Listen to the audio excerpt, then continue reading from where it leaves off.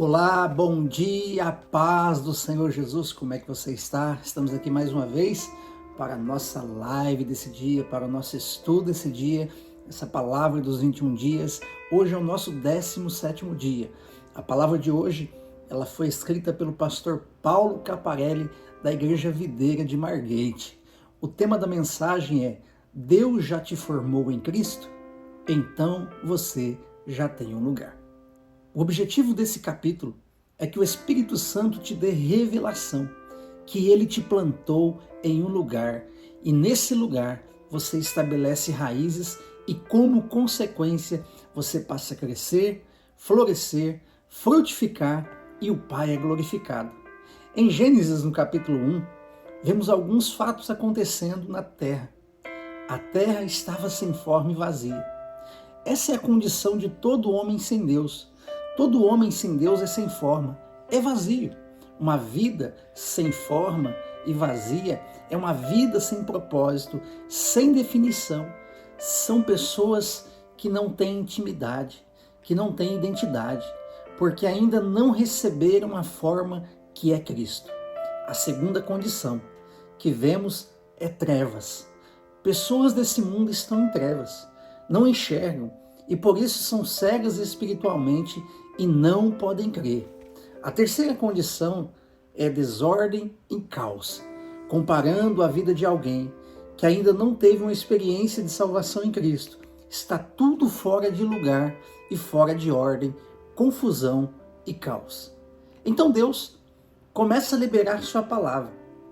Haja luz, haja firmamento, haja separação, haja luz da revelação em Cristo Jesus quando inunda sua vida.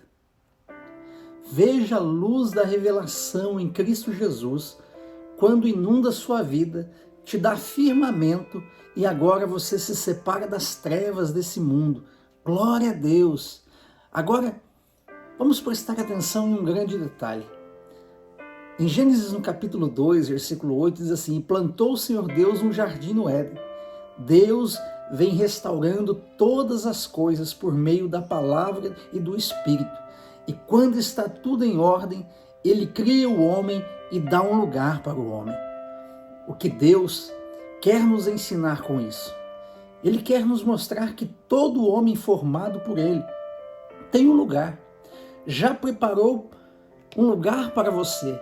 Imagine, você consegue pensar que Deus criou todas as coisas e preparou um lugar para você? Em uma comunidade, em uma igreja local, e através dessa comunidade, através dessa igreja local, Ele vai agir em sua vida. Deus usa imagens para falar conosco. Deus, quando vai falar conosco, Ele nos dá uma imagem. Se você olha para a imagem, verá apenas a ponta do iceberg. Porém, se começar a meditar e receber revelação dessa imagem, começará a ver as profundas bênçãos que Deus quer comunicar a você. O objetivo do Senhor é gerar uma imagem no seu coração, porque do seu coração procede as fontes da vida eterna. E quando você recebe essa imagem no seu coração, você pode manifestar fé. Crie e por isso falei. Onde nós cremos? No coração. E aonde manifestamos nossa fé? Na nossa boca. Ou seja, quando a imagem é gerada em nosso coração, manifestamos com nossa boca a nossa fé. Eu quero lhe dar uma imagem que está em Gênesis 2:9. Mostra o jardim de Deus. E nesse jardim havia toda sorte de árvore. A Bíblia diz em Gênesis 2:9 que do solo fez o Senhor brotar toda sorte de árvores agradáveis à vista e boa para alimento, e também a árvore da vida no meio do jardim e a árvore do conhecimento do bem e do mal.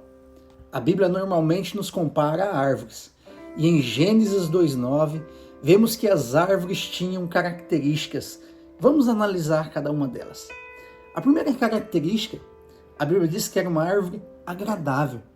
Onde Deus te plantou, deve ser agradável. Seja uma pessoa de fácil relacionamento, uma pessoa fácil de lidar. Sirva aos irmãos com aquilo que Deus tem te dado. Isso fala de ser agradável. A segunda característica, a Bíblia diz que ela era boa para alimento. Aqui a imagem que Deus quer mostrar é: frutifique, porque você foi plantado para dar frutos e frutos que permaneçam. Mas não apenas isso. Outra verdade que essa imagem traz é que você, onde foi plantado, será também um provedor, um cooperador, um abençoador, alguém que está disponível para prover na obra e na vida dos irmãos. Muitas vezes, Deus em sua palavra nos compara a árvores. Tudo começa para nós como carvalho de justiça, conforme Lucas capítulo 4, versículo 18. A Bíblia nos diz que em Isaías capítulo 61, no versículo 1 ao 3, diz assim: o Espírito do Senhor Deus está sobre mim, porque o Senhor me ungiu para pregar boas novas aos quebrantados. Enviou-me a curar os quebrantados de coração, a proclamar libertação aos cativos e a pôr em liberdade os algemados, a apregoar o ano aceitável do Senhor e o dia da vingança do nosso Deus, a consolar todos os que choram e a pôr sobre os que em Sião estão de luto uma coroa em vez de cinzas, óleo de alegria em vez de pranto, veste louvor em vez de espírito angustiado, a fim de que se chamem carvalhos de justiça, plantados pelo Senhor para a sua glória. Através desse texto, Deus está propondo uma imagem a nosso respeito. Para você entender melhor essa imagem, você tem que entender o que é carvalho. Carvalhos são árvores que têm raízes profundas, principalmente aqueles carvalhos que passaram por períodos de seca ou tempestades. Mas a imagem é carvalho de justiça. A Bíblia diz que somos justiça de Deus em Cristo Jesus, conforme 2 Coríntios capítulo 5, versículo 21. A outra parte que temos que entender então é que agora nós somos justiça de Deus em Cristo Jesus. O que quer dizer isso? Quer dizer que agora você foi considerado justo. Deus olha para você e não lhe atribui pecados. Ele aceitou o pagamento pelos seus pecados. A lógica bíblica é simples. Romanos 5,12 diz assim: portanto, assim como por um só homem entrou o pecado no mundo, e pelo pecado a morte, assim também a morte passou a todos os homens, porque todos pecaram. Por causa de quantas pessoas entrou o pecado no mundo? Uma pessoa. Quem? Adão. Eu te pergunto, quantos conheceram Adão? Mas você pode ver os efeitos da escolha dele no mundo? Sim. Se alguém lá fora disser: eu rejeito as obras de Adão, resolve? Não. É como se você dissesse: meu avô não é meu avô. Mas, se seu avô não existisse, você não estaria aqui. Vocês estão conectados. Veja a outra parte. Como você se tornou justiça de Deus em Cristo Jesus, ou carvalho de justiça. Romanos 5,17 diz assim: se pela ofensa de um, ou por meio de um só reinou a morte, muito mais os que recebem a abundância da graça e o dom da justiça reinarão em vida por meio de um só, a saber, Jesus Cristo. Por causa de um recebemos morte, e ela reinou, mas agora que nós recebemos a abundância da graça e o dom da justiça, reinaremos em vida por meio de Jesus Cristo. E como você se tornou justo? Através do presente. Dom na Bíblia é presente. Então agora a imagem fica mais completa. Eu sou o carvalho de justiça, eu sou justo pela fé.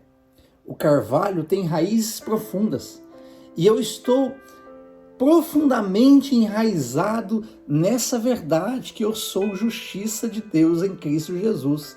O carvalho é constante, mesmo em meio às adversidades e tempestades.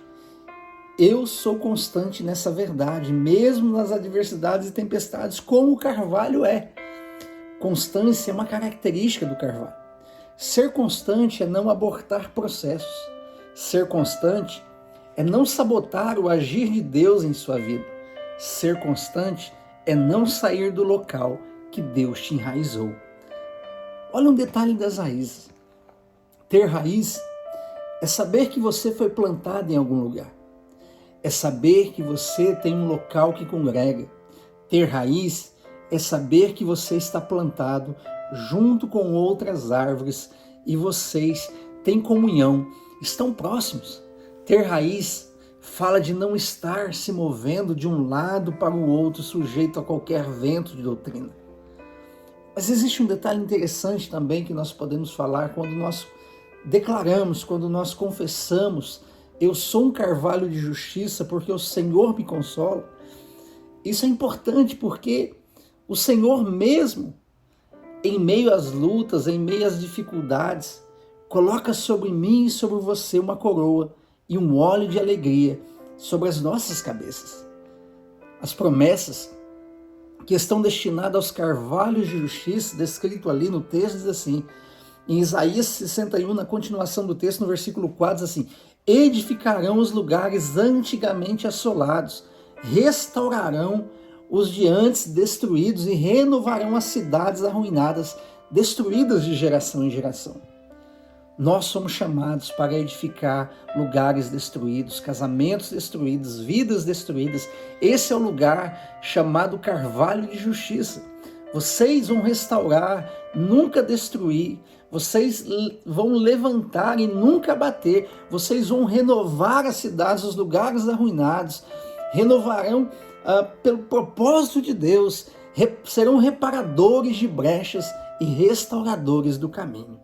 Outra promessa que nós encontramos, já no versículo 6 do capítulo 61 de Isaías, assim: vós sereis chamados sacerdotes do Senhor, e vos chamarão ministros do nosso Deus, comereis as riquezas das nações, e na sua glória vos gloriareis. Olha que tremendo isso. Nós encontramos aqui que nós somos sacerdotes do Senhor. O sacerdote é aquele que representa o povo diante de Deus. O marido é o sacerdote da casa. Você é aquele que leva o povo para Deus. Você é aquele que leva a sua casa para Deus. A Bíblia nos chama aqui também de ministros, embaixadores. Onde você estiver, o céu vai estar lá com você. O que você falar, o céu vai testificar. O que você abençoar, será abençoado por causa da bênção que está sobre a tua vida. Ali diz também: comereis das riquezas das nações. Qual é o homem mais rico na face da terra? Se a Bíblia falasse que nós iríamos ter riquezas do homem mais rico, já seria muito bom. Mas ela diz que serão as riquezas das nações, ou seja, ele nos colocou em outro patamar. Mas ela coloca uma palavra a mais aqui na palavra de Deus. Nós vamos experimentar e ver outra palavra. A Bíblia diz assim: experimentarão. Tem muita gente que tem dinheiro, mas não desfruta. Tem muita gente que é rico, mas vive como se fosse pobre. Tem muita gente que tem condições, mas não aproveita. Tem dinheiro para comprar um colchão de $15 mil, mas não tem paz e nem sono para dormir nele. Tem dinheiro para ter uma casa enorme, confortável, mas dentro da casa só tem briga e discussão.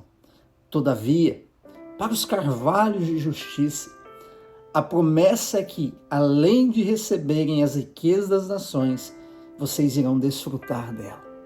Mas há uma terceira promessa ainda. No versículo 7, diz assim: e em lugar da vossa vergonha tereis dupla honra, em lugar da afronta exultareis na vossa herança, por isso, na vossa terra possuireis o dobro e tereis perpétua alegria. Olha os detalhes desse versículo. Em lugar de vergonha, dupla honra.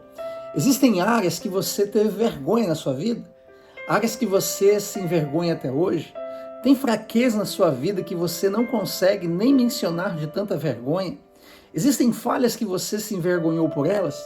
Deixe-me falar. No mesmo lugar que você foi envergonhado, na mesma área que você foi envergonhado, Deus fará você ter dupla honra. Áreas fracas da sua vida, Deus vai te fortalecer e fará de você testemunho para outros, vícios, pornografia, adultério, traição, Deus te dará dupla honra. O outro detalhe desse versículo, ele diz assim: em lugar de afronta, você vai saltar de alegria por causa das vossas heranças. Vocês vão estar debaixo do óleo da alegria. Verão a herança do Senhor e as afrontas não farão sentido. A ofensa não fará sentido algum na sua vida. Por quê? Porque você vai receber em dobro na vossa terra. O trabalho da empresa, do vizinho, para construir uma piscina é $1.000, mas o da sua será 2.000. O cliente vai escolher a sua por causa da bênção que está sobre você. Deus vai usar você para manifestar da glória e do poder dele, vai atrair pessoas na tua vida para te abençoar, porque a bênção está repousando sobre a sua vida. A Bíblia diz aqui também que você terá perpétua alegria. Perpétua alegria. O que é perpétua alegria? Literalmente uma alegria eterna. Cristão calado é crente oprimido. Seja alegre no Senhor, porque você é carvalho de justiça e já recebeu alegria completa e eterna. Uma quarta promessa que nós vemos aqui na continuação do texto de Isaías capítulo 61, diz assim: a sua posteridade será conhecida entre as nações, e os seus descendentes no meio dos povos, todos quantos virem, os reconhecerão como família bendita do Senhor. Como se não bastasse, o Senhor abençoa ainda os seus filhos, seus netos, bisnetos, toda a sua descendência. Mas não é apenas uma descendência natural, porque ele diz: quem é a minha mãe? Quem é meus irmãos? Todos aqueles que fazem a vontade do meu Pai. Nesse momento, ele está formando uma descendência espiritual. Isso quer dizer que os discípulos, que os irmãos que estão conectados uns aos outros, os que estiverem conectados com eles, toda uma geração espiritual está debaixo da mesma bênção, da mesma promessa. E mais, olharão para nós, estarão conhecidos, reconhecidos como famílias benditas do Senhor. É uma promessa de aceleração aos enraizados. A colheita de Isaac, por exemplo, é um exemplo disso. Em Gênesis 26, versículo 1, diz assim: sobrevindo fome à terra, além da primeira, a vida nos dias de Abraão, foi Isaac a gerar, avistar-se com Abimeleque, rei dos filisteus. Na crise, na fome, a primeira coisa que fazemos é: o que está dando dinheiro? Onde está dando dinheiro, eu vou me mudar para lá. Isso ocorre apenas com alguém que está sendo guiado pelas circunstâncias. Em Gênesis 26, versículo 2 e 3, assim: e apareceu o Senhor e disse: não desças ao Egito, fica na terra que eu te disser, habita nela e serei contigo e te abençoarei, porque a ti e a tua descendência darei todas essas terras e confirmarei o juramento que fiz com Abraão, teu pai. Olha o Senhor dando livramento para Isaac. Deixa eu te dizer algo. Não vá buscar as coisas do mundo. Não entre nessa. Não se envolva com o mundo. Não deixe que o mundo roube o seu coração. Eu estou aqui para te dizer que você vai viver o melhor de Deus nesse ano. Não saia da posição de Deus. Fique no lugar que Deus te colocou. Habite nessa posição. Crie raízes. Fique no lugar onde Deus te colocou. Por quê? Porque Deus será contigo. Ele vai te abençoar. Ele vai te dar a herança. Você vai possuir essa terra. Isaac obedeceu. Ouviu a palavra que veio do Senhor como em forma de bênção. E a Bíblia diz em Gênesis 26, versículo 12 e 13, semeou Isaac naquela terra, e no mesmo ano recolheu 100 vezes mais, porque o Senhor o abençoava. A Bíblia diz que enriqueceu-se ele, prosperou e ficou riquíssimo. Uau! Uma colheita de 100 anos em um, o que ele demoraria 100 anos para colher. Naturalmente falando, Deus acelerou e entregou em um ano. Eu quero profetizar que você terá uma colheita cêntupla este ano em seu casamento, na sua família, no seu trabalho, na sua vida espiritual. O que vemos aqui é Deus acelerando as coisas e abreviando o tempo. O cenário aqui é crise. fome na terra, ou seja, Deus não depende da economia do mundo para te abençoar. Permaneça no local que Deus te plantou. Seja uma árvore dentro desse jardim plantado por Deus. Uma árvore que é agradável, uma árvore que tem raízes que frutifica a tal ponto de produzir frutos que demorariam 100 anos, mas que produzirão tudo isso em apenas um ano. Creia que Deus tem promessas para a sua vida. Você é carvalho de justiça, você é a plantação do Senhor, você é bendito de Deus, abençoado por Ele, e Ele vai fazer coisas extraordinárias na tua vida. Vamos orar? Pai, em nome de Jesus, nós queremos te louvar nesse dia, queremos te agradecer por essa palavra. Eu quero declarar e profetizar na vida dos teus filhos, que eles experimentarão do melhor do Senhor, que eles criarão raízes sólidas, profundas, ó Pai, e onde pisarem a planta dos pés, colocarem as mãos, serão abençoados do Senhor. Nós oramos e abençoamos em mais um dia, em nome de Jesus. Amém. Glória a Deus. Deus abençoe a tua vida nesse 17º dia, que você possa compartilhar essa palavra para que outras pessoas sejam edificadas. Deus te abençoe em nome de Jesus.